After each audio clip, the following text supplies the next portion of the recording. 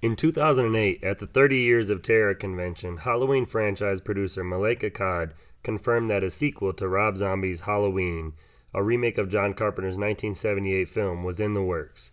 Despite Julian Maury and Alexandra Bustillo being in negotiations to direct the sequel in November 2008, Rob Zombie reprised as both director, writer, and producer.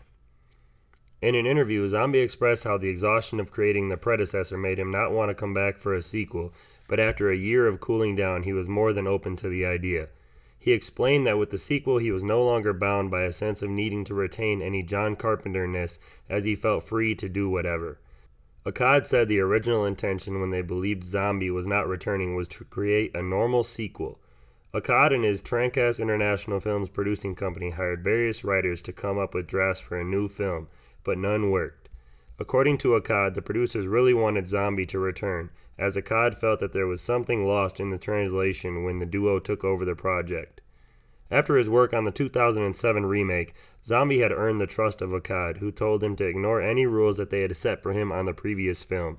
Akkad said that he wanted Zombie to move the franchise away from some of his establishing rules in his 2009 film, Halloween 2. There's an innocent girl in there I might have kept safe, but for your greedy fucking book, I want to shoot you. I want to shoot you so bad. I want to shoot him. I want to shoot him. I want to fucking shoot him. You son of a bitch. You don't deserve to live. Let them fight. You're a wizard, Harry. You're gonna need a bigger boat. I'll be back. Death has come to your little town, Jim.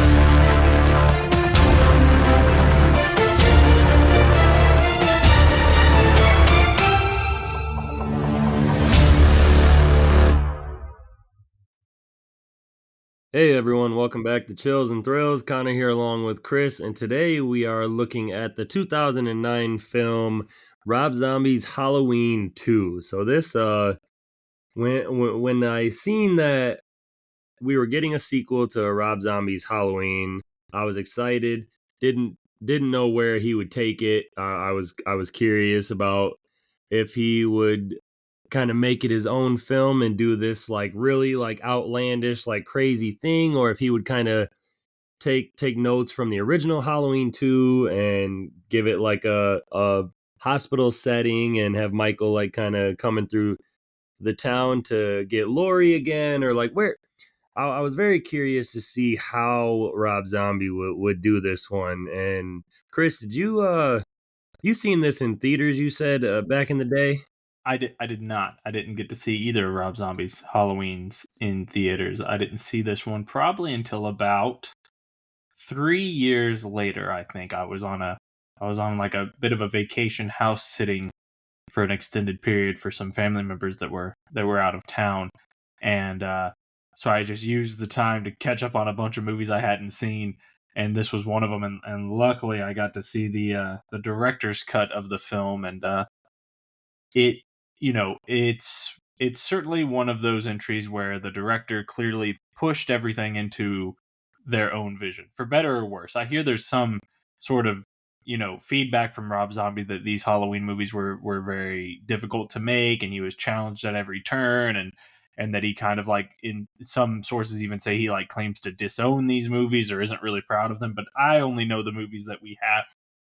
And, while it's definitely a unique entry in the series, I think generally the things that it does, in some ways that can be great. And we have some entries in this series where that creator's unique vision, and it's kind of terrible.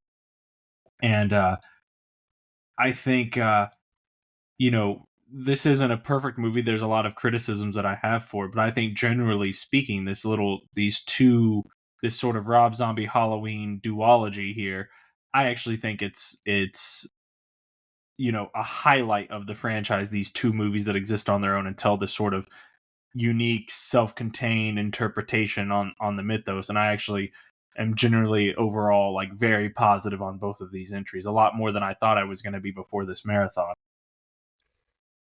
Okay. I wasn't sure where you were gonna go with this. I did see this in theaters. Like I said, I was super excited about it when I seen the trailers and stuff. And of course, I seen that his wife was back in this, so I was like, okay, she killed herself in the first film, so how is he gonna bring her back in dream sequences, or how is he gonna do this?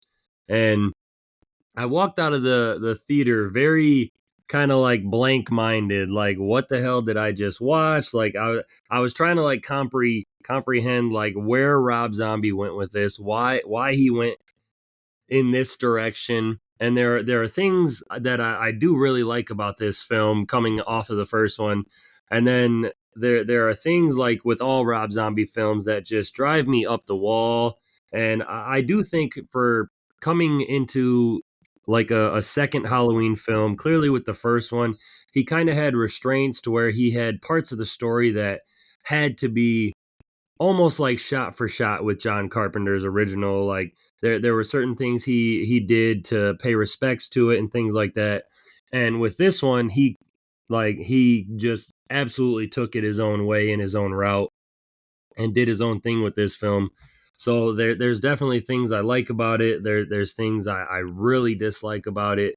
But all in all, I mean, the, both of these Rob Zombie films are kind of a mixed bag for me.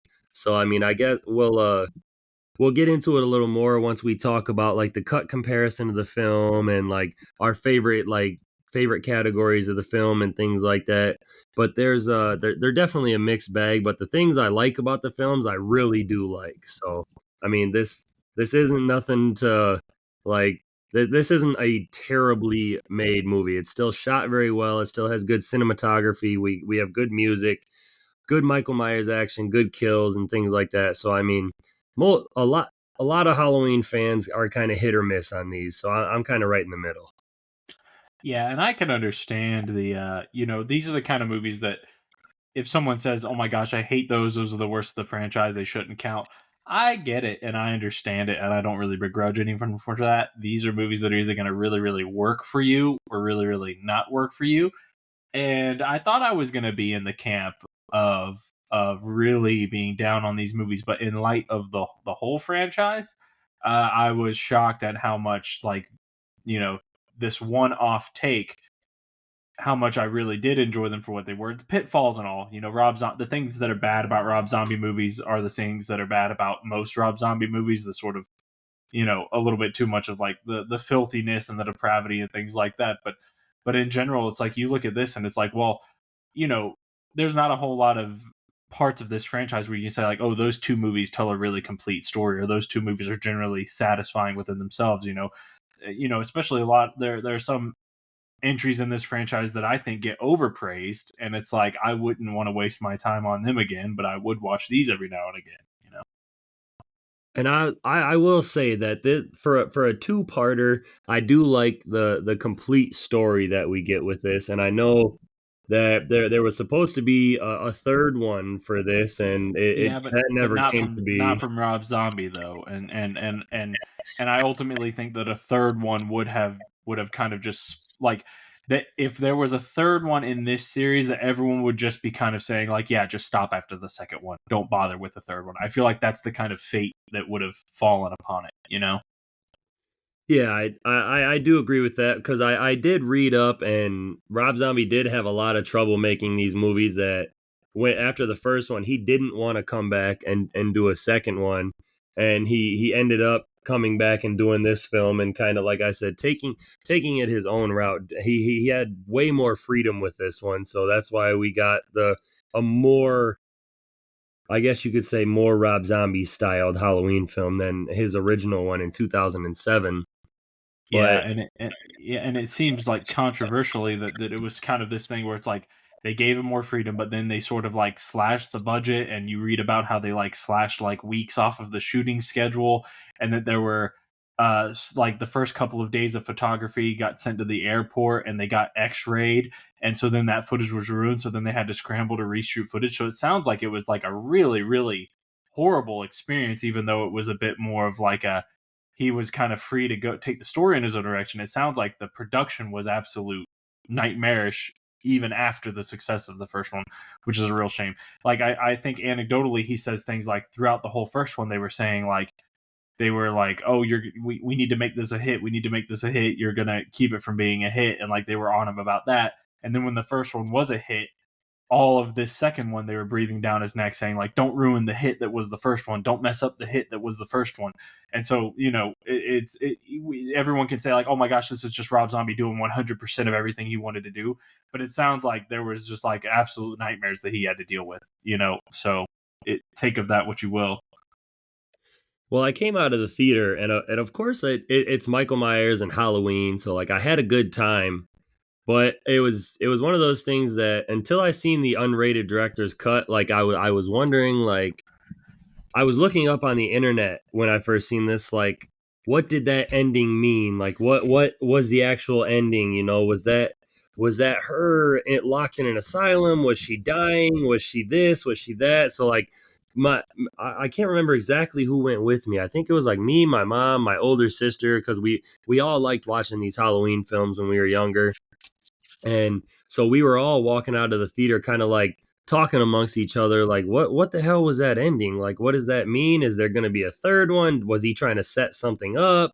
So we were, until I seen the director's cut, then I understood, like, okay, like, this is what's happening. This is the direction he's taking it. Like this is his conclusion to his two films. And I agree that if the theatrical version had been, because I mean, honestly, any movie really comes down to the ending. If a masterpiece has a bad ending, it kind of sucks. And if a movie that's maybe not so great has a great ending, it does at least be like, well, it kind of landed in a good spot. Like a 6 out of 10 movie with a 10 out of 10 endings, like it makes it like an 8 out of 10 movie. And so if I had seen the theatrical version first with that ending, like I will not watch that version of the movie. I don't think that's not to be all elitist, but to me, like that's not a valid version of the movie. That's not a version of the movie I would ever defend because I think the ending's kind of terrible. I think overall it just doesn't really work. But the director's cut, yeah, it goes further into some of these weird spots and indulges a little bit more of these areas, but the ending feels so satisfying in terms of what this 2-film saga was. It feels like that's the only ending it could and should have. And so bringing it home, it's like it's such an improvement over the kind of vanilla theatrical version. And so like the director's cut ending is a big part of why I defend this movie. Absolutely. And you're not the only one that defends this, because I've seen people, and I've watched, because, as I've said before, I like hearing other people's opinion on these movies. So I've watched other people's reviews and rankings of these films and stuff. And there's a lot of fans out there that defend this Rob Zombie's Halloween 2 even more to his 2007 Halloween. A lot of them like this one more than that film because he did take it his own route. So you're not the only one there. Yeah, and I mean, that's up for debate. It would be hard for me to say if I prefer that one to this one or anything like that. But so I'm not sure, that would be a debate to be had, which one you prefer. Because I just think of them like with a 2-parter like this, I just think of it as a unit. And I think generally speaking, the 2 unrated cuts, even though like the unrated cut of the first one changes less fundamental things about the movie, but generally speaking, I would say the 2 unrated versions pair together as this really kind of dark, 2-part saga that's a really kind of worthwhile trip to take if you're in for that kind of ride. Well, we'll find out here in 4 or 5 weeks which Rob Zombie film you like better when we get to our ranking episode of the films. I suppose we will. Well, let me give you some background here on Rob Zombie's Halloween 2. Halloween 2, also known simply as H2, is a 2009 American slasher film written, directed, and produced by Rob Zombie. The film is a sequel to Zombie's 2007 remake of 1978's Halloween and the 10th installment in the Halloween franchise. The film sees the return of lead cast members from the 2007 film, Malcolm McDowell as Loomis, Scout Taylor Compton as Laurie Strode, and Tyler Mane as Michael Myers, respectively. Sherry Moon Zombie, Brad Dourif, and Danielle Harris also return from its predecessor. For Halloween 2, Zombie decided to focus more on the connection between Strode and Myers and the idea that they share similar psychological problems. He wanted the sequel to be more realistic and violent than its 2007 predecessor, and to portray how the events of the first film affected the characters. Rob Zombie also wanted to provide a glimpse into each character's psyche. Filming primarily took place in Georgia, which provided Zombie with a tax incentive as well as the visual look he was going for. When it came time to provide a musical score, Zombie had trouble finding a place to include Carpenter's original Halloween theme music, and it was only included in the final shot. Halloween 2 was released on August 28, 2009 in North America and was met with negative reception from critics. On October 30th, 2009, it was released in North America to coincide with the Halloween holiday weekend. The original opening of the film grossed less than the 2007 remake, with approximately $7 million. It would go on to underperform at the box office, and Rob Zombie declined to return to film another sequel, and the next installment, Halloween 3D, was canceled in 2012. Halloween 2 is the final Halloween film to be produced by Dimension Films, and it was followed by Halloween in 2018, a direct sequel to the original 1978 film, produced by Blumhouse Productions and distributed by Universal Pictures. So there's a little background on Halloween 2 from 2009. Yeah, and I know we don't really specify sections of the podcast to kind of do the sort of open discussion or the love and the hates. But one thing I will say that I won't defend about this movie is that the first 24 minutes of the movie is basically a dream sequence. You know, like you're talking about darn near a fourth of the movie. And I understand that some of those scenes are meant to be scenes where at least versions of them were real or likely happened, like Loomis like them finding Lori and her being like, I killed him, and her going to the hospital and Michael's, escape when his dead body was being transported, things like that. Like versions of those are implied to have been like real. But generally speaking, that you do the first 24 minutes of the movie and then you have her wake up from a nightmare, to me that's a gag. Like that's too long by a factor of double. Like if you're going to do that kind of extended prologue fake out thing, that needs to be like 10 minutes, 10 to 12 minutes, not 24 minutes, not a fourth of your movie. When you're dealing with the director's cut, it's basically 2 hours. That's a big thing that I have with the beginning of this movie, is that so much of that part of the movie just doesn't count or isn't real. And I think that's kind of nonsense. And I will say that scene in theaters, like I was hyped. I was locked in, like thinking like he had already found her, so she's somehow gonna like have to get away, and he's gonna track her down through the city or something, or the town or something like that. And it turns out that it was a dream, like you said, and I hated it. I absolutely hated it because I thought the hospital scene, I thought it was great. I thought it fit well. I thought it was shot well. I thought Michael was absolutely like the brutality and like him, like it's showing that he killed the entire hospital staff, and it all turned out to be a dream. I was super disappointed in that.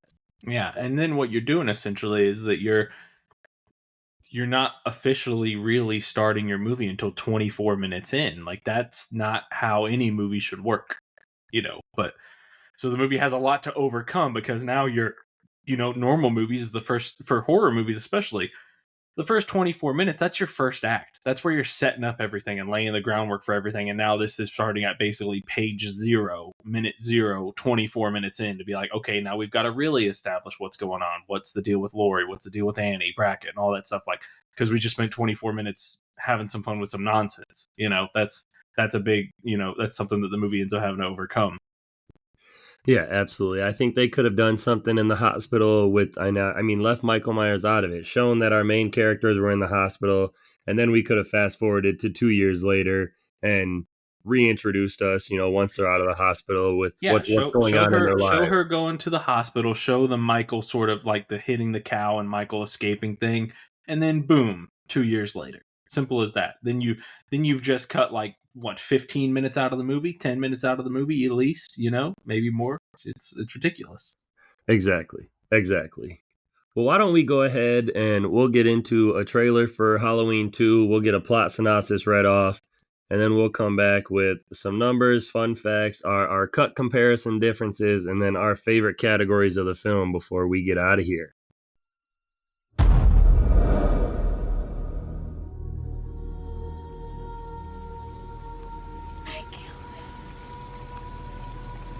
I killed him. Who'd you kill, sweetie? Who'd you kill?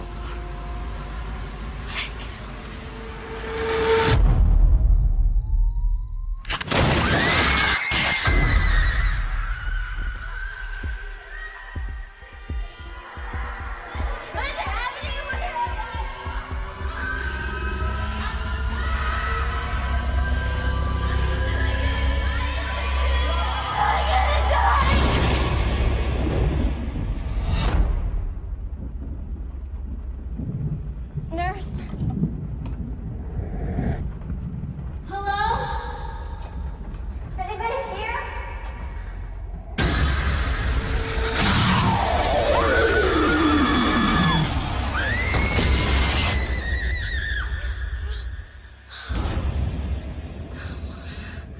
He's dead.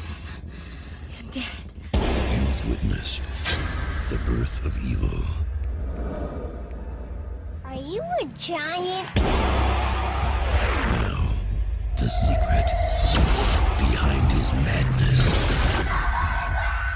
will finally be revealed. Only a river of blood can bring us together again.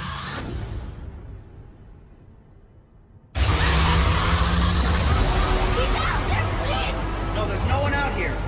We are all counting on you to take us home this year. Now go have some fun.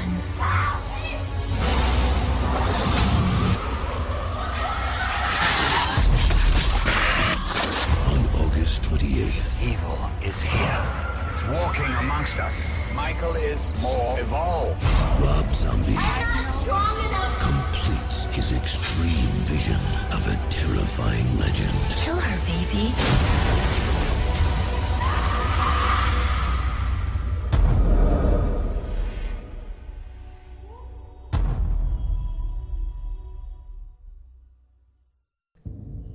During his time in Smith's Grove Sanitarium, a young Michael Myers is visited by his mother, Deborah, who gives him a white horse statuette as a gift.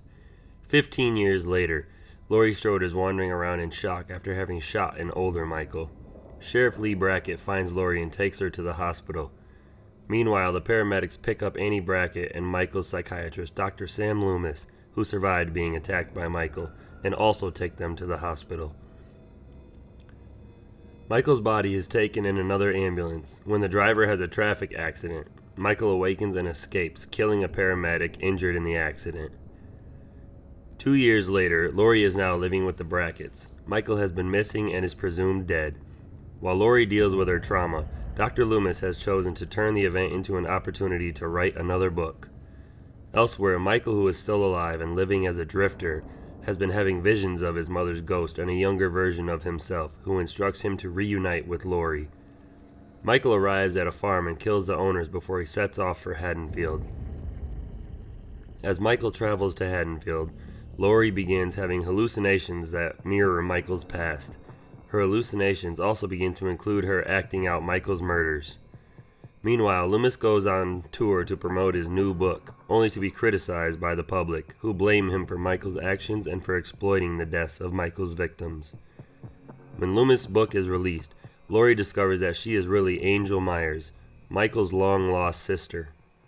She goes to a Halloween party with her co-workers, Maya and Harley, to escape how she is feeling. Michael appears at the party and kills Harley, and then goes to the Brackett house and fatally attacks Annie. When Laurie and Maya return to the house, they find Annie, who dies in Laurie's arms. Michael kills Maya and comes after Laurie, who manages to escape.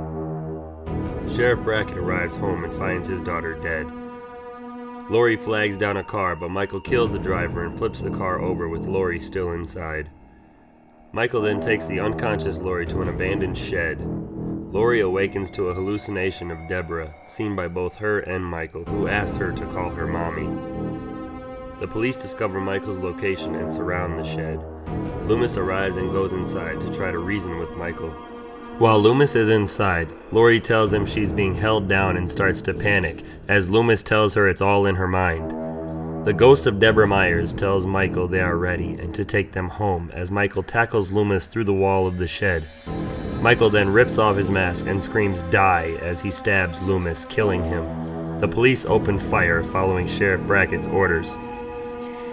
After being riddled with bullets, Michael falls and succumbs to his wounds. Laurie, stepping out of the shack, picks up the knife and walks over and stands over the body of Dr. Loomis.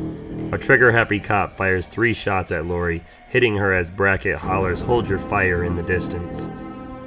A close-up shows Laurie dreaming of her mother walking with the white horse toward her in what seems to be a mental hospital room as the screen fades to black, insinuating Laurie's death. Alright, how about we get into some numbers here on Halloween 2. Halloween 2 had a budget of $15 million and it grossed $39.4 million worldwide. So Chris, what is that roughly 16 years later? Yeah, that would be the equivalent of spending about $22.5 million today and a box office gross of about 59.3. So in terms of pure box office, if you're not factoring in anything like marketing budgets and whatnot, that's not a box office flop because the movie's so cheap, but that's not a hit. That's not good, just isolated to theaters.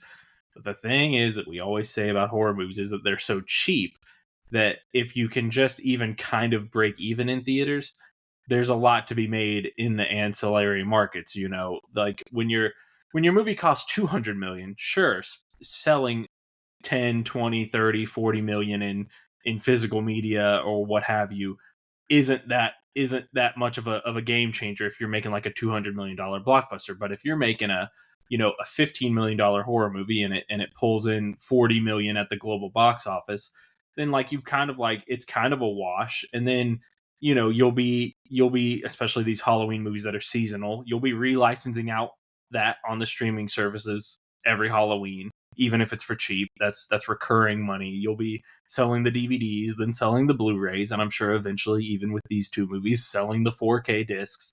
So it's like it's one of those things where it's like, yeah, once you kind of get over that hump of like, hey, did we make the budget back? It's like, well, then it's just kind of like, even if it's small profit, it's still kind of recurring profit forever. Every time a new entry comes out, people go back and recheck out all the old entries, things like that. So it's like, it's hard for any of these movies to be failures or disappointments or like the ones that made no money, because they're made for so cheap that it's almost impossible not to make a little bit of scratch off of them.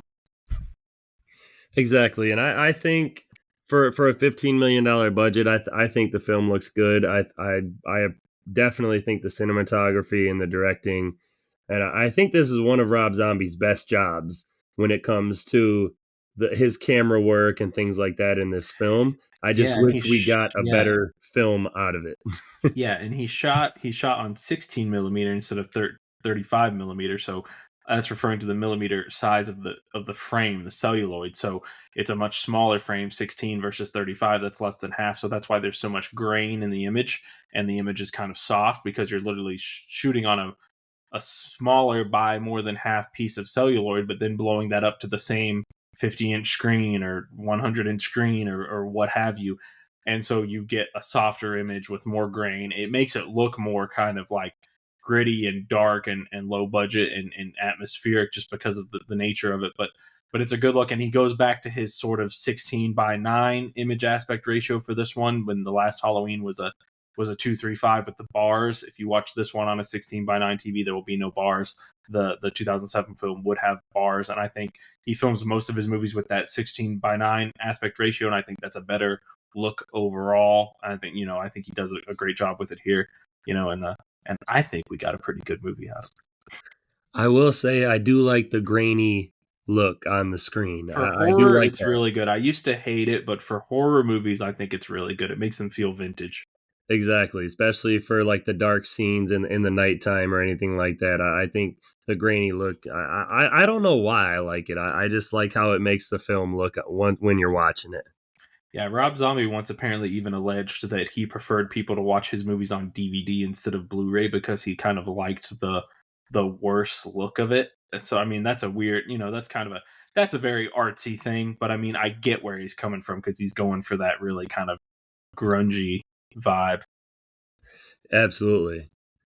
I'll knock out the rest of these numbers for you quick here. So Halloween 2 is rated a 4.8 out of 10 on IMDb, has a 25% rating on Rotten Tomatoes, a 35% rating on Metacritic, 73% of Google users liked this film. And then our two most important numbers, Michael Myers is on screen for roughly about 14 minutes or just under 12% of the film. And then there is a total of 19 deaths in this film, including Michael Myers, which averages out to one death every about 6.2 minutes.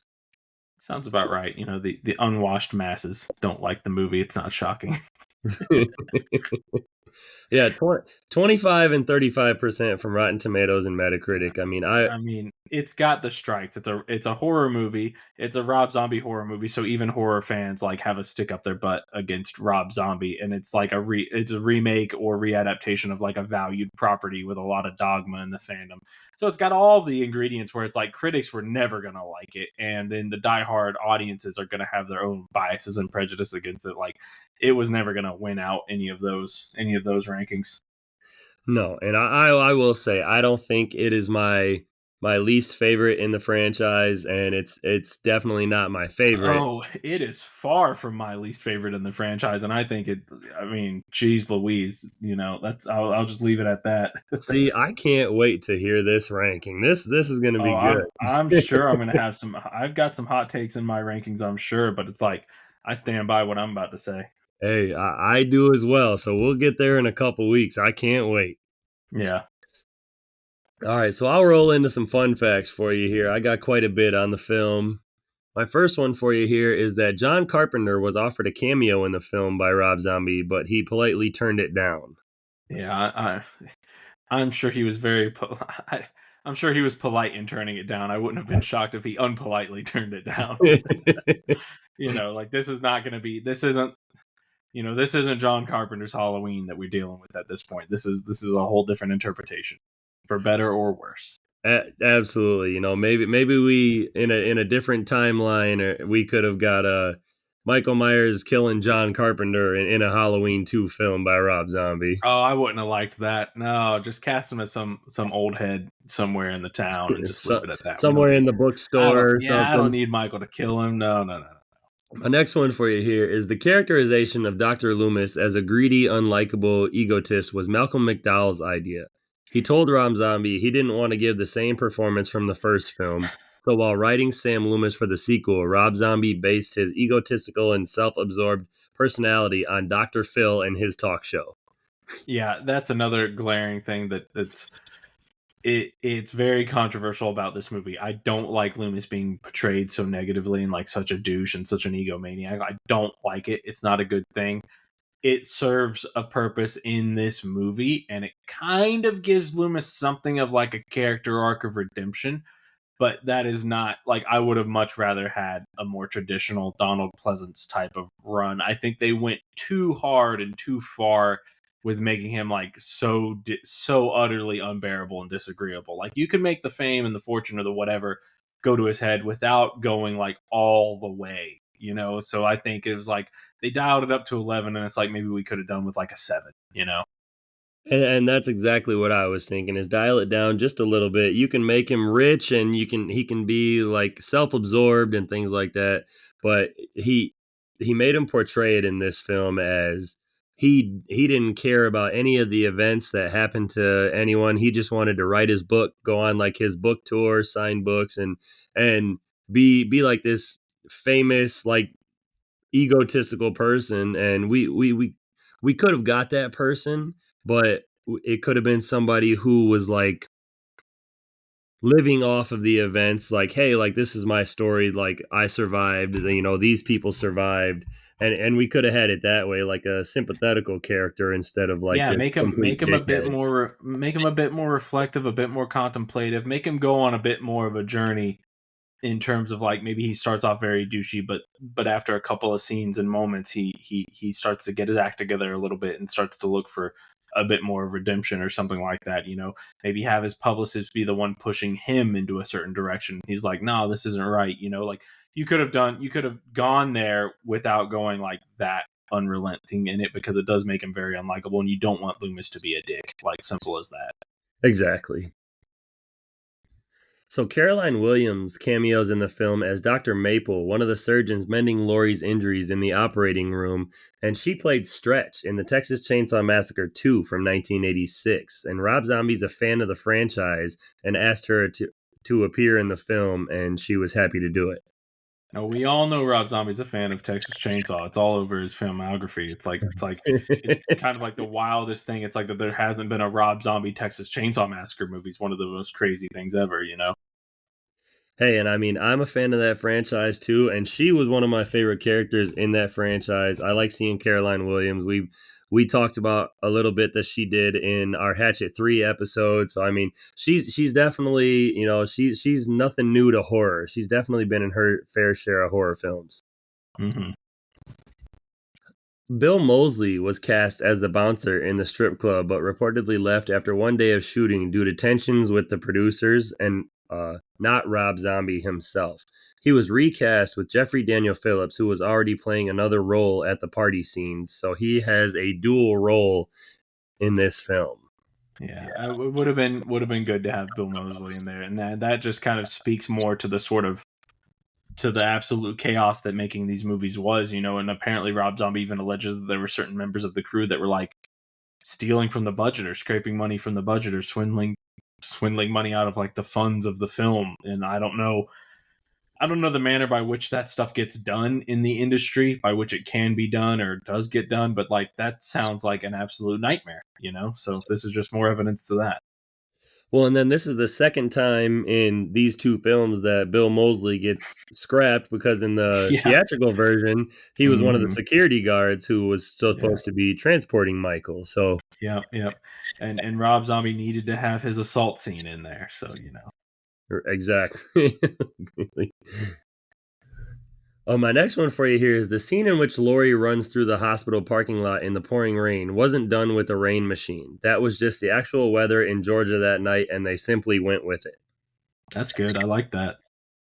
I do. That hospital scene, Michael chasing her and everything like that, and walking through the rain out to like this little security shack. I like that a lot. So that was fun for me to learn. In an interview with James A. Janice of the Dead Meat YouTube channel, Michael Myers actor Tyler Mane admitted that his favorite Michael Myers kill in this film is when he murders the nurse, played by Octavia Spencer, because she would go on to win an Oscar for 2011's The Help, thus making Mane the only Michael Myers to kill an Oscar winner. That's very nice, and even more of a gut twist that it's in a goddamn dream sequence. Like, could there have been any version of reality where he just really killed her? But whatever. Well, that scene in theaters, my mom, I mean, she's got a tough stomach when it comes to these things, but that scene, and there's not a lot in movies that can piss her off, but she was highly upset at like how brutal that scene was and how Michael just kind of kept stabbing, and it seemed to never end. That was one of the things about this film that really upset her in theaters, and that was I usually don't get to see that. Yeah. The theatrical cut can only be purchased on Blu-ray in a Canadian double feature disc, along with the theatrical cut of Halloween 2007. So the theatrical cut of these films are at least of this one, is a little more rare. It's kind of like finding the director's cut of the 2007 Halloween. They're hard to find. Yeah, but unfortunately, the streaming versions, it popped onto a streaming service for me recently, and it was the theatrical cut. So there you go. But in terms of physical media, it seems like the director's cut's kind of the standard. Yeah, and I mean, I always go for both of these films with the director's cut. So, yeah, agreed. I got two more for you here. I've been saving my last one. And my second to last one is, this was nominated for Worst Film at the 2010 Fangoria Chainsaw Awards, but lost to the 2009 Friday the 13th movie. The Worst Film category was discontinued in 2018. Sheesh. I didn't think you would like that one. I mean, I totally get it. You are in shallow company if you're someone defending this movie. I get it, believe me. So my last one for you here, and pardon my language, but the word fuck and its derivatives are used 112 times in this film. Yeah, that's not shocking at all. It's pretty standard issue for Rob Zombie movies. I found that, and I couldn't believe how many times I was just like, "Wow, that's one almost every minute like that." Yeah, they've got to be like them. I'm pretty sure at one point, I'm pretty sure the Devil's Reject had the record. I think someone was hyping that up once. Now I'm sure it doesn't anymore, but I think at one point the Devil's Rejects had the record. It is not surprising for that film. I again, another Rob Zombie film. So I mean, he definitely likes his kind of trashy Filthy, language, trashy. and Yep. so I still watch his films though. I keep coming back every time he releases a film. I'm one of the ones watching it, so I can't really knock him for his directing ways or writing ways. Yeah. Yeah. All right, so that's all I have for you on fun facts. I do have a cut comparison to talk about for these films. So the director's cut of Rob Zombie's Halloween 2 offers a significantly different experience from the theatrical cut, with key changes affecting the narrative, character development, and especially the ending. So I'll I'll kind of just run through these like we have the other ones, go one by one, and then we'll chat about them if we need to. So some key differences are the runtime. The director's cut runs approximately 14 minutes longer than the theatrical cut. The time jump in the director's cut features a time jump of 2 years after the events of the first film, as opposed to 1 year in the theatrical cut, and this influences some character interactions and motivations. That was one thing that's like, it feels so arbitrary, like I get it to kind of show that it's like it's left a larger mark, but that's always just like a random one. It's like, I don't think it's dramatically different whether it's 2 years or 1 year. But generally speaking, I like most of the kind of additions, like a lot of it's dialogue and things like that. But generally speaking, I'm a fan of most of the additions. But the most important thing is the different ending. The ending's way better, so that's the most important change. Yeah, absolutely. And we will get there. But my next one for you is Laurie's character. The director's cut emphasizes Laurie's post traumatic stress disorder and her increasingly negative behavior, portraying a deeper decline into psychosis. So you can definitely see that in some of the cut scenes where she is just losing it. Mm-hmm. Indeed. Another one is Loomis's character. Dr. Loomis is depicted as a more self-serving figure in the director's cut, exploiting the tragedy for personal gain by writing a book about the events. Yeah, it's like we could tone those things down. Like it wouldn't hurt to kind of portray Loomis and Laurie a little bit more sympathetically. I 100% agree, because Laurie is, I mean, there's scenes in this like where you're rooting for Annie. yeah, you wish Laurie was kind of toned down to how Annie or Danielle Harris's character is in this. Yeah, and it's like, oh man, it's like I get that, like, maybe the Danielle Harris like shouldn't have been playing Laurie in these movies because maybe the age is too hard to sell, but she can play Annie just fine. But it's like, man, I do like Danielle Harris is the standout in these two movies for me in a lot of ways in terms and how Annie's portrayed. It's like I kind of dig that a bit more than some of the stuff they do with Laurie in this movie. I agree, and I'll let you take this one away because the ending of both cuts are drastically different. So I'll let you run into those if you would like. Yeah. So, like, long story short, because I have not ever actually watched the ending of the theatrical cut. I had to like learn of it after seeing, because I only ever saw the unrated version. I had to learn of it after. But long story short is that in the theatrical cut, Laurie does not die, and in the unrated cut, she does. And then it's sort of implied that she's in this sort of ethereal afterworld with her mother and the white horse and all that stuff. And I just think, and like the director's cut ends with it's kind of, it's like tragedy. Michael speaks and kills Loomis, and then they shoot Michael to death, and then they accidentally, like, kind of like they see Laurie like going for the knife, and then so like as a knee jerk they shoot Laurie several times, and then you get Love Hurts playing that kind of ends the whole saga. And like it's this really, like, it's like a jet black ending, but it's kind of the only ending that would work for this sort of two-part, like, grisly dark saga that Rob Zombie's made. A version where Laurie doesn't die doesn't feel right to me. Well, So and that's just my take.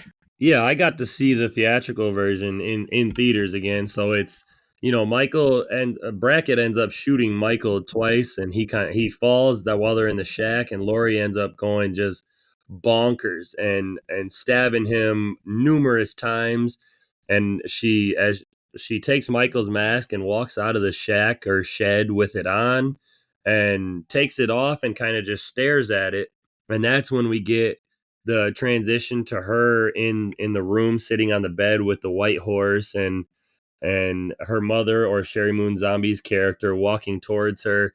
So like that ending, like you don't really know, like, okay, like did she go to a mental hospital and like she's just seeing her mom and the horse now, or like Yeah, that sort of like the theatrical version almost implying that like she went to the hospital and she's now going to be getting like the same kind of visions that Michael got that led him to be a murderer. Like she's going to be the killer now.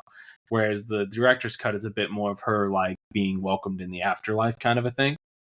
yeah, like the fading into seeing the white horse and everything walk towards her. That's like her passing. That's her Mm-hmm. dying and her like last visions or something Mm-hmm. like that is what I got out of it.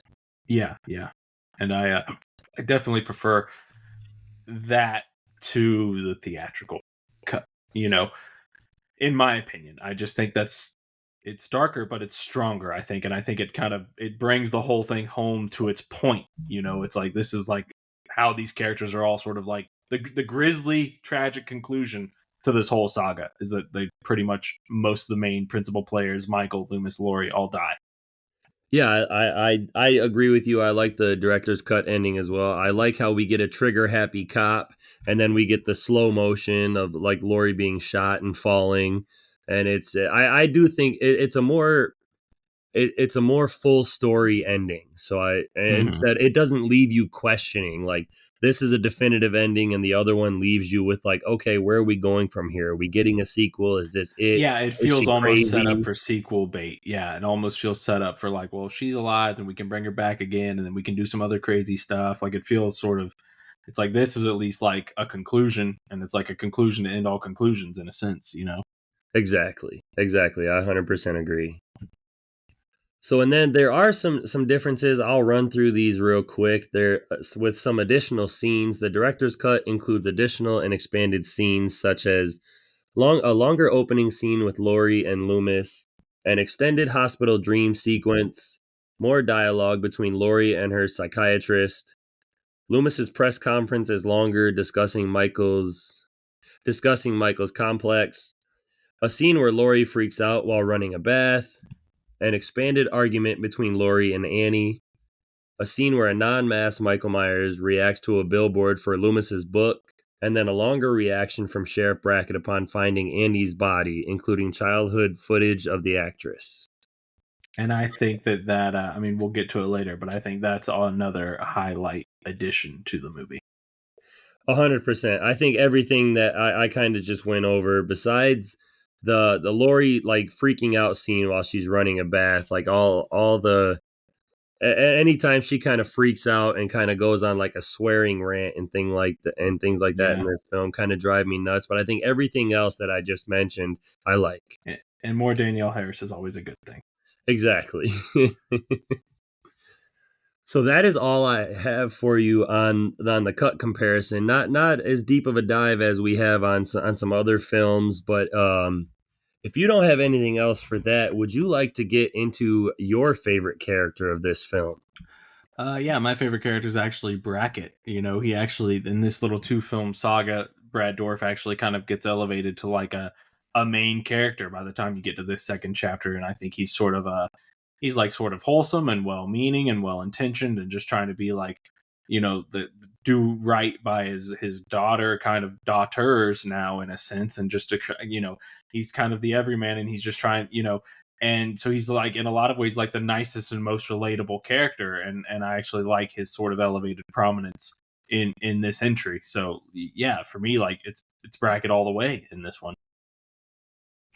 I will say that I had trouble choosing between Sheriff Brackett and then Annie. So I Yeah, I mean Annie's a good other choice. Yeah.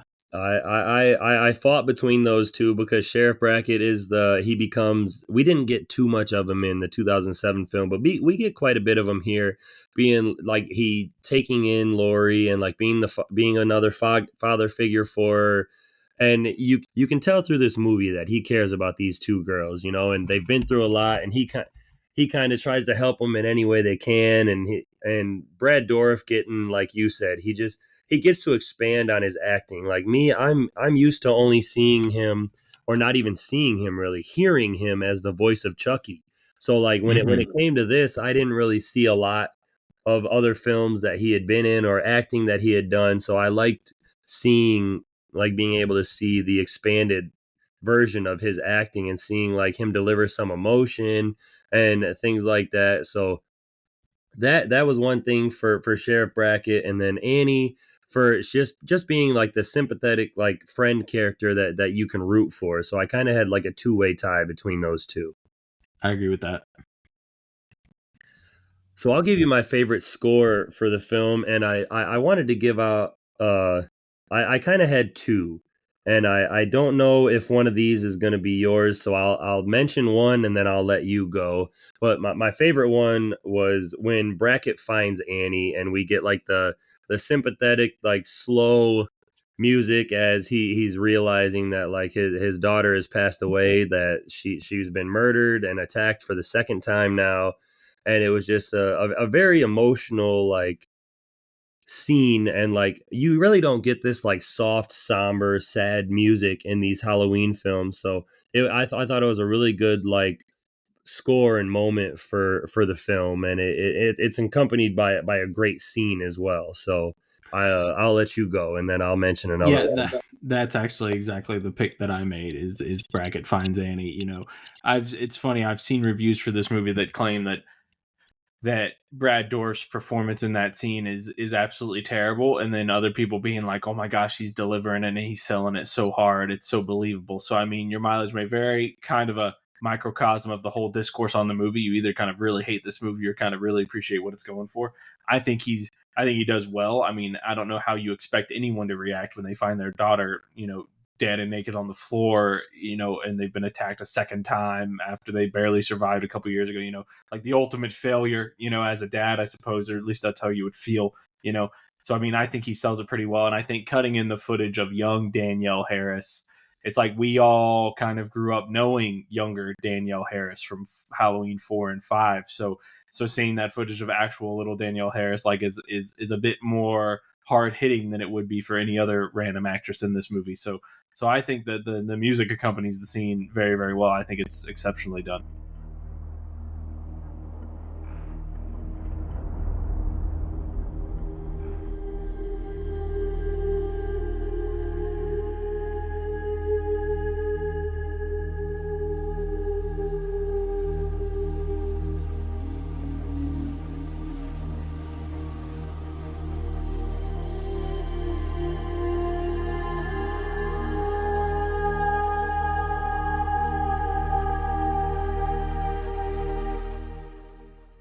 Yeah, and I wanted to say, like, I mean, I feel like the way he portrayed and expressed it with that scene, like with the yelling and things like that. I think, I mean, I feel like some people would realistically act like that if this was the, like, kind of situation. Like, he wanted to protect these girls, and he failed to protect them.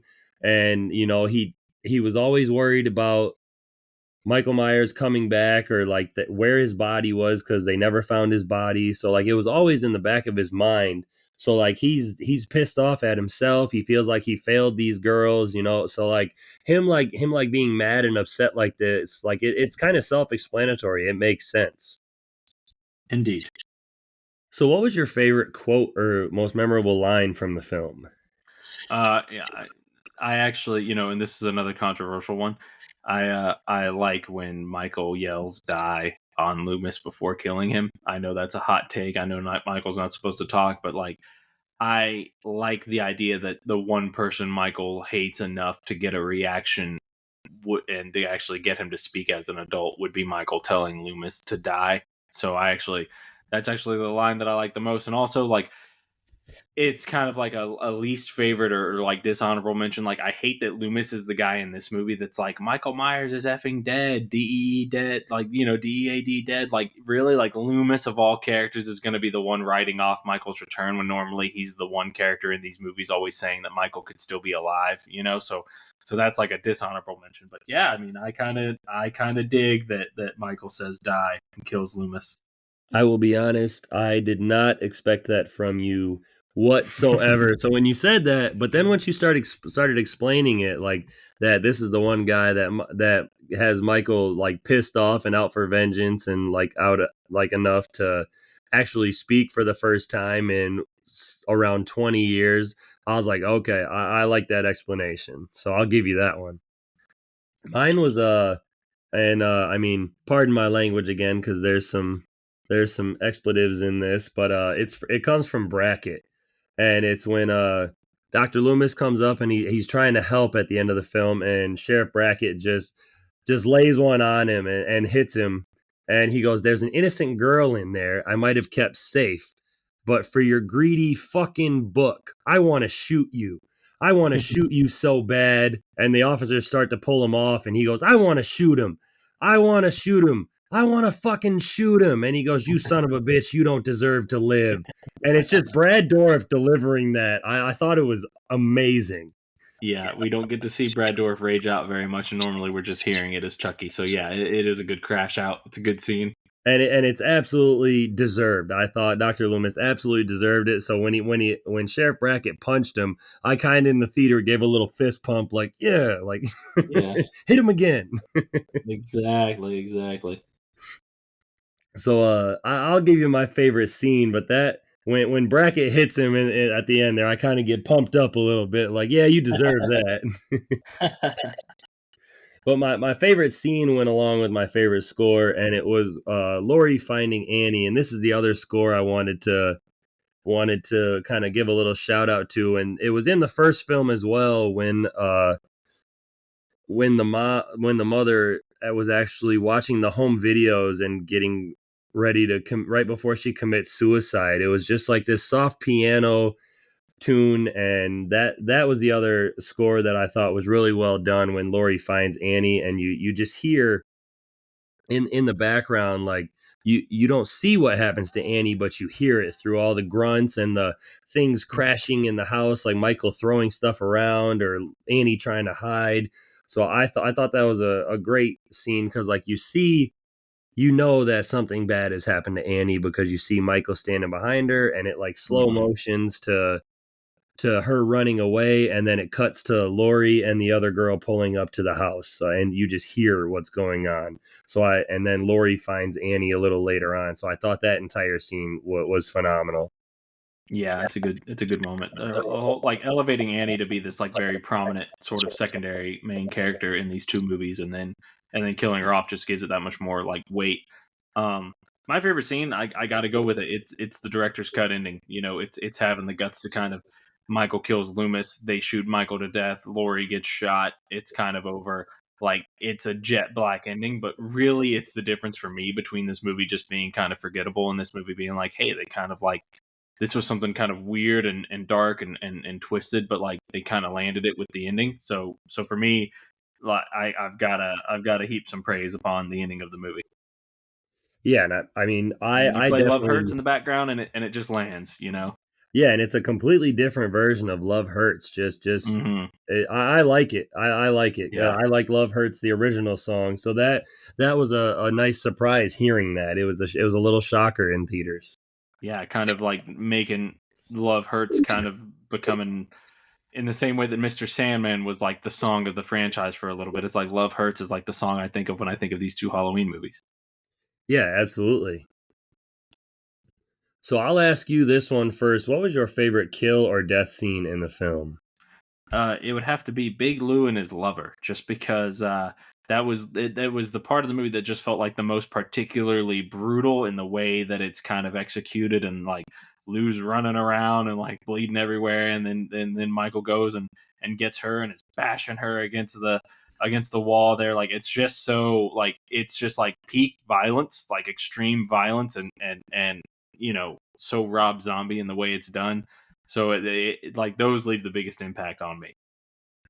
Okay, and I kind of went with something from that scene. Of course I had already talked about Annie, and of course that was one of my favorite kills, just because like again you don't see what's going on, but you hear and then you see the aftermath of it. So I liked that. But and then I chose Howard because he walks out to the garbage, taking the trash out, and Michael kind of steps to him and he's like, I already put some jack off in the hospital tonight, and he's kind of acting like this Billy badass, and he hits Michael and he like hurts his hand, and Michael just delivers an absolute body slam to him and then stomps his face out, and it's just Yeah. it's so brutal because it's not the Halloween 2018, the one stomp and the head explosion.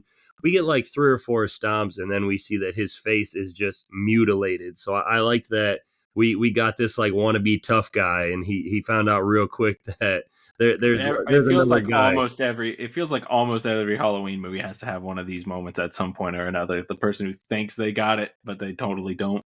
Yeah, that there's one person out there that's a little bit badder than you. Mm-hmm.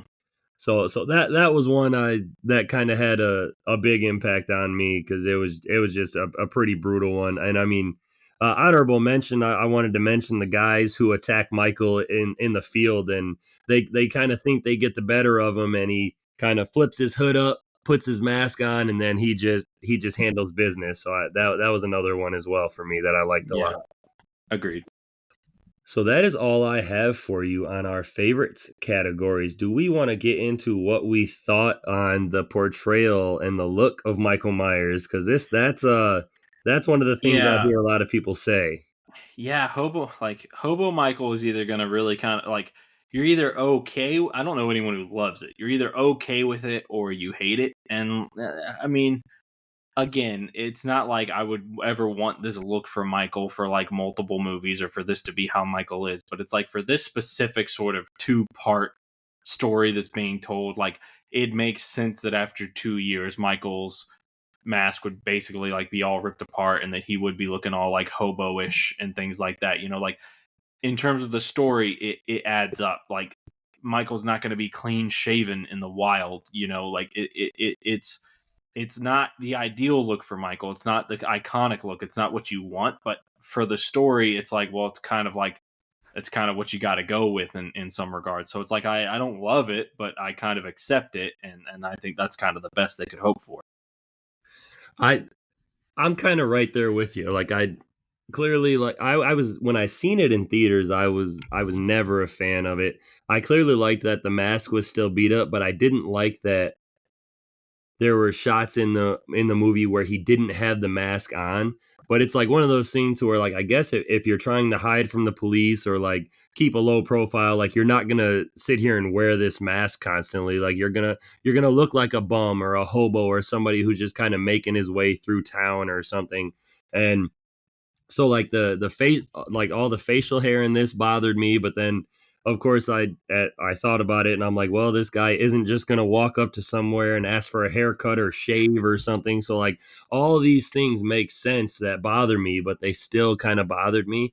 But I like the mask. I still like the get up and like the attire of him, but I didn't like how like halfway through the movie we got the ripped mask and it exposes half of his face. And so like I think that we could have done better, but for what Rob Zombie was going for and trying to be like realistic with it, with Michael not always wearing the mask and having like the big beard underneath the mask and the long hair and things like that, and kind of like doing the bum look or hobo look. And like I think that's the most realistic version that we could have got, because you're not going to have Michael Myers just walking around with a mask on 24/7. So he made a clear decision to depart from the sort of the standard formula, and the thing about that is that when you do that, you're going to make probably most people mad, and it's going to kind of only work for some people. Like that's just by and large how it's going to be. Exactly. But I mean, when it comes to the portrayal, I still like that we get this aggressive, brutal Michael Myers. And I mean, he takes it up a notch with like the grunts and like all the extreme, like we'll say from a old episode that the man moans, you know, we Yeah. get the man moans back. Yeah. The man moans. Yep. But yeah, I agree.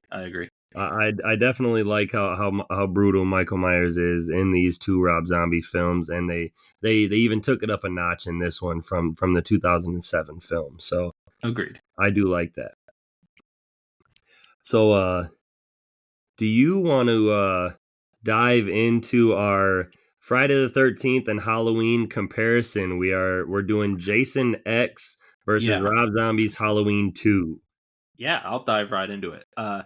Jason X is a more fun movie to watch. It's certainly more entertaining. It's a more lighthearted movie. Like if you've got a group of friends or you're at a, where you're having a get together or showing someone that it's like, oh, hey, let's just like have like a popcorn night, and put on a movie and it's hot and it's October, like no disagreements that Jason X is the more entertaining movie to watch. But also, the idea of throwing Jason 400 years into the future is just dumb as hell. Even if they kind of have the most fun with it they can have with it, I, some things just cross a bridge to me. And it's like the concept as a whole is completely repulsive, whether or not they have fun with it or not. So it's like, I don't want Jason in space. That's a dumb idea inherently. It's like, yeah, we probably got the least offensive Jason in space movie we could probably get, considering the asinine nature of that concept. But it's like, it's still inherently dumb and they should have gone with something else. So it's like I will take a Halloween 2 that's actually still kind of grounded and realistic and a proper continuation from the last movie and a proper conclusion to its own story over like, hey, let's just do like a fun like popcorn comic book Jason in space becoming a cyborg kind of a concept. So yeah, Halloween 2 over Jason X for me. Man, and as soon as you started talking about Jason X being more fun, and I was like, oh, here we go. I know which one he's picking. And see, this is where it's hard because like before I rewatched this movie again, I was like, oh, it's gonna be Jason X all the way, 100%. Like I have fun. I probably have more fun with Jason X than a lot of Friday the 13th fans do. So I was 100% thinking I was gonna pick Jason X, and then I watched this, and because it went down to like 60-40 for Jason X, and then I started like picking out like my favorite characters and things like that from the film, and then it was like and favorite scenes, and I started thinking about it, and it was like, all right, now it's like 55-45. So like I kept getting closer and leaning more towards Halloween 2. And it's like what do I go back and watch more? Like I go back and watch Jason X more, it's at I would 85. even say I watch Jason X more. That doesn't make it a better movie than this. I can enjoy camp and cheese, but if given the choice between like a movie that sort of like more or less took itself seriously, arguably too seriously, over the movie that's like, oh, we're just going to be like goofing off in space in the future. It's like, dude, it's like that's a joke, like as much fun as you can have with it, like that's nonsense. Like I'm going to take the real movie, and that's Halloween 2. And see that's what's hard for me is I think this like I love Scout Taylor Compton in this film. I love Danielle Harris. Sheriff Brackett, Brad Dorff, and Tyler Mane as Michael Myers. So like I'm still like battling back and forth in my head because like it's like 51-49 Halloween 2, and then it's 51-49 as opposed Jason to X. the robot Trinity knockoff from the Matrix. Ugh. Again, they're different tones. One of them's a popcorn movie. One of them is like trying to be like a very serious sort of psychological horror film. So it's like they're different styles, and so your mileage is going to vary on that. But also, I think about this: the original timeline of Jason movies and the original run for Kane Hodder ends with Jason X, which is this kind of goofy thing. And they had every opportunity to make that like any other kind of movie that could have been a great showcase for Kane Hodder and not been like this weird goofy flip of the bird to the franchise and all this stuff. And it's like that's one when I rewatch it, I'm like, wow, that's like a wasted opportunity. I would have rather had anything else that could have been more of a stepping stone to Freddy versus Jason or something like that. And it's like with this one, it's like, well, it's Rob Zombie's second Halloween movie, and it kind of like is exactly what Rob Zombie wanted it to be, which is just the conclusion to his Halloween story. It's like, so it did its purpose and it ended, and then they moved on with the franchise. Whereas Jason X always feels like, man, like that ended up chronologically being the last we saw of original era Jason, and it's a goddamn space adventure movie, you know, like, so it's more of a missed opportunity for me. All right, so I don't know if Chris is persuading me here, but it's kind of working. If I'm persuading you, it's just because I'm spitting facts. Straight facts, straight fire over here. Mm-hmm. Make your choice, man. It's not up to I me. am. It's up to you. I think I'm going Halloween 2 as well. I think it's because the damaged portrayal we get of Laurie Strode by Scout Taylor Compton, and then we get the sympathetic character with Annie and Sheriff Brackett, and I mean we do take Loomis into like a completely different like personality. So like we don't see that in any other Halloween film but this one. And this one is a little different. It's not one of my like favorite films of the franchise, but I mean it's completely different compared to what else we've got. It's the last Halloween film that we're going to get from Rob Zombie. And I mean it does have some great kills, some great scenes, and like I said earlier, what this film does great and what I like about it I absolutely love, but the things that it does wrong and I complain about, I absolutely despise. So it's like a 50-50 bag for me. But I mean, I do have more fun with Jason X because that I absolutely love Jason X. I love seeing Kane Hodder. But Michael Myers is just he's always been my favorite horror icon or slasher. And like I said, this is one of those films where we get him and he's absolutely brutal. And I love the characters and actresses and actors that we got in this film. So I will say Halloween 2, but it's by a very narrow margin. It's literally like 51-49 for me. I know yours is probably a little bit more than that, but Yeah, a little bit more. It's like on principle, like on principle, Halloween 2 is a better concept than Jason X. In execution, Jason X has more fun with it, but like on principle, like Jason X shouldn't have been made. Jason in space shouldn't have happened. I'm sorry, but it shouldn't have. You know, like that's just like don't go in that direction. That would have been like same thing if they were like time travel Jason. It's like no, that's dumb. I don't care if you make the coolest time travel Jason movie ever. That's dumb. You know, like Halloween 2, it's like it's the conclusion of Halloween 2007, and like it should exist and it should have been made. And even as weird and wild as it is, like it's got a leg to stand on in terms of pitching me the concept as opposed to Jason in space.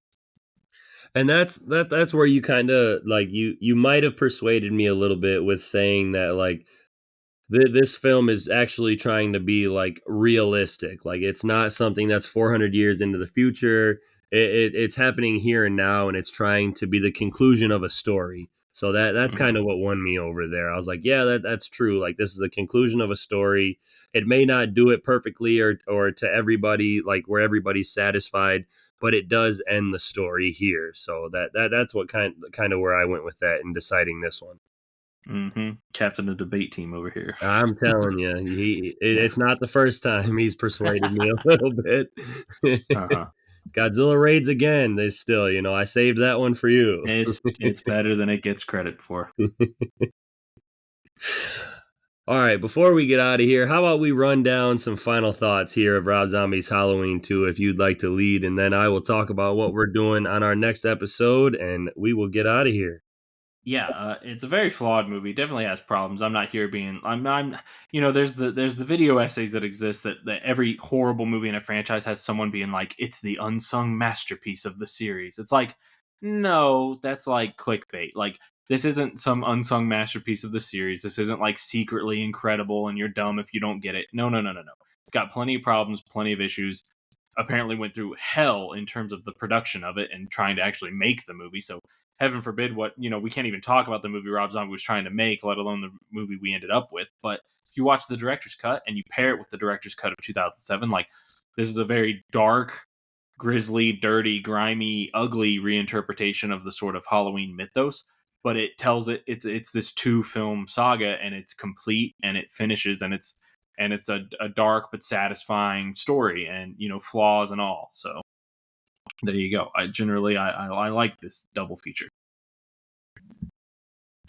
and I'll say I like it. I prefer it to some of the more nostalgia, glitzy, we're going back to the roots, praise us infinitely kind of a movies that might come later in this franchise, and I'll just say that. Now I'm really excited for this ranking. I want to hear them now. No. Mm-hmm. But I did not like this movie when I seen it in theaters. Of course, it was Michael Myers, so I was a fan. I respected it and appreciated it for what it was. But it was one of those films that when it came out and we found out about the director's cut, that I did watch it and I liked it more on my second viewing.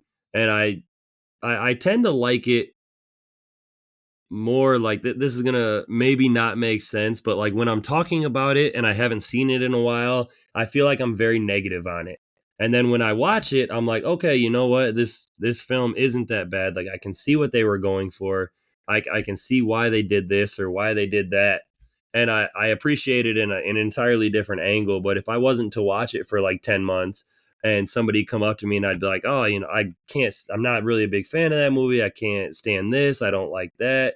And talking about it here with you, and like rewatching it and kind of picking out like our favorites categories, I realized I do like this movie a lot more than I would have thought if somebody were to ask me here in a couple days and I hadn't rewatched it in a year or something like that. So I mean, we get a great cast. I mean, Scout Taylor Compton comes back, Danielle Harris comes back, Brad Dourif comes back, and Malcolm McDowell comes back, and I appreciate what Rob Zombie was trying to do with this film. And I mean, Tyler Mane does a great job as Michael Myers again. And I mean, there's just little things about this film I would have done different. I would have cut out all the Sherry Moon Zombie and Michael's mom hoopla and the white horse stuff, and I would have toned down the use of swear words, and I would have kept the gore and intensity up. But those two things that I would have taken out, I think would have taken this film to the next level for me. But I can still appreciate it, watch it, and have fun with it come the Halloween season, or just every now and again throw it on and have some fun with it. Mm-hmm. Indeed. So I'm sure anybody who's been listening to us or paying attention to our schedules or anything like that can kind of figure out what's next on our next episode, as we will be taking a look at the 2018 Halloween. So that will be a good episode to get to, and that was something that I seen in theaters as well. I was super excited about it, so that will be a good conversation coming after this Rob Zombie film. Indeed.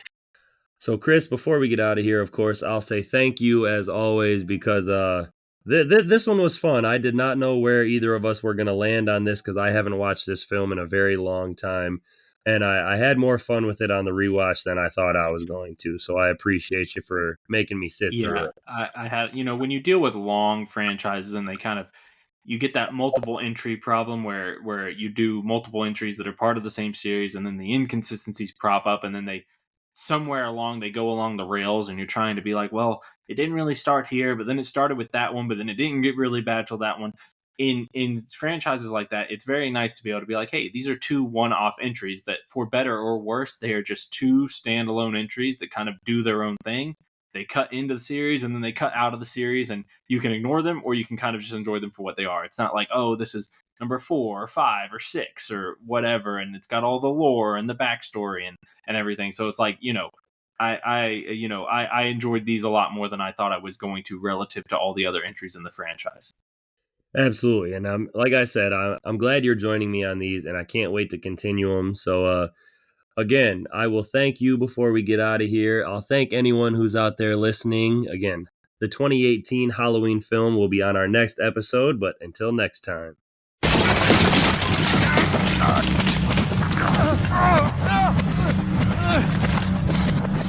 Michael, for God in heaven, die!